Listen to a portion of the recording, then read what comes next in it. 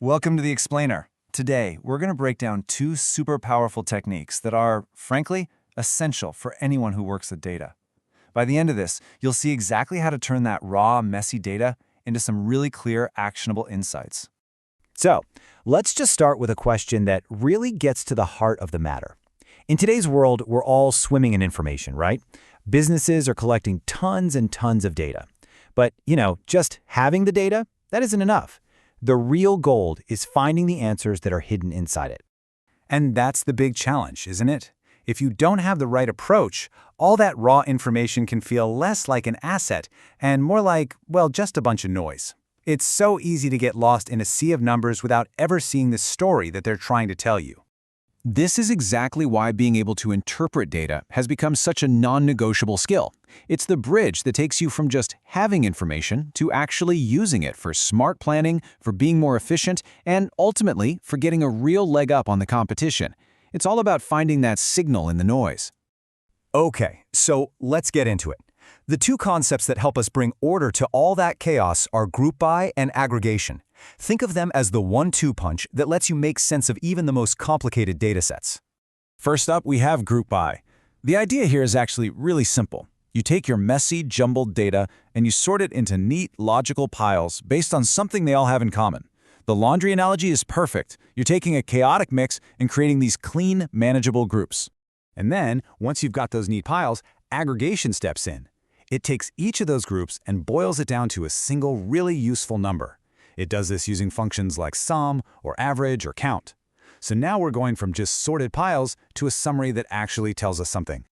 So the crucial thing to remember is how they work together as a team. GroupBy is your sorter. It creates the categories, like, say, all the sales that came from the North region. Then aggregation is your summarizer. It tells you how much, giving you the total sales for that region. One creates the what, the other explains the how much. All right, so theory is great, but what's really cool is seeing how these ideas turn a bunch of boring numbers into a story you can actually use.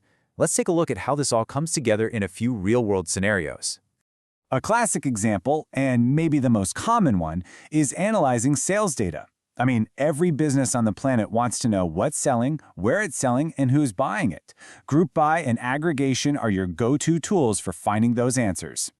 So, imagine you're looking at a raw sales log like this. It's fine. It's just a list of transactions. You can see what happened one by one, but you can't really spot any bigger trends or draw any real conclusions from it. It's just data. But now, watch this. When we group the data by product and then add up the sales for each, boom, you get this, a super clear picture of how each product is doing. Right away, you can see that product B is your star player. And that's not just a fun fact, that's an insight you can act on. Maybe you need to put more marketing behind it or figure out why product A isn't keeping up. Okay, next up, let's apply this to understanding your customers. Instead of just seeing your audience as one giant blob, these tools let you break them down into distinct groups that behave in different ways. So here's another simple list. We can see some customer info, their age group, what they spent. By grouping them by age, we can start to build a much clearer picture of who we're actually selling to. And then, when we run an aggregation, this time calculating the average spend for each group, a really powerful pattern just jumps out. Whoa, the 35 to 44 age group is spending way more on average. I mean, that insight is pure gold. It means you can stop throwing marketing dollars at generic ads and start focusing on what really works for your most valuable customers. These techniques are also absolutely vital for getting a handle on a company's financial health. They help you get from a super long, overwhelming list of expenses to a clear, simple overview of where the money is actually going.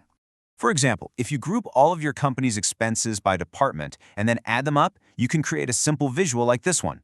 Instantly, you can see that the sales department accounts for the biggest chunk of spending.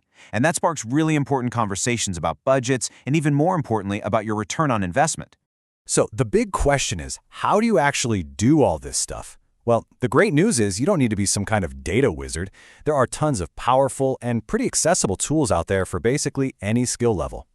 Whether you're most comfortable in a spreadsheet using something like pivot tables in Excel, or you like writing queries directly in SQL, or maybe you're a coder using Python libraries like Pandas, all the way to dedicated visualization software like Tableau and Power BI, there is a tool that will fit your needs, for sure.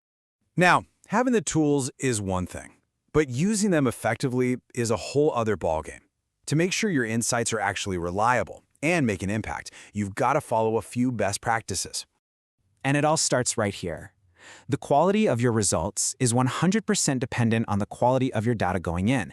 This is like the first rule of Data Analysis Club. You've all heard it: garbage in, garbage out. It's absolutely true. So, a really solid workflow has 3 key steps. First, you've got to clean your data. Be meticulous. Second, pick the right aggregation function for the question you're asking. A sum tells a very different story than an average. And finally, visualize your findings. Make it easy for anyone to look at it and just get it.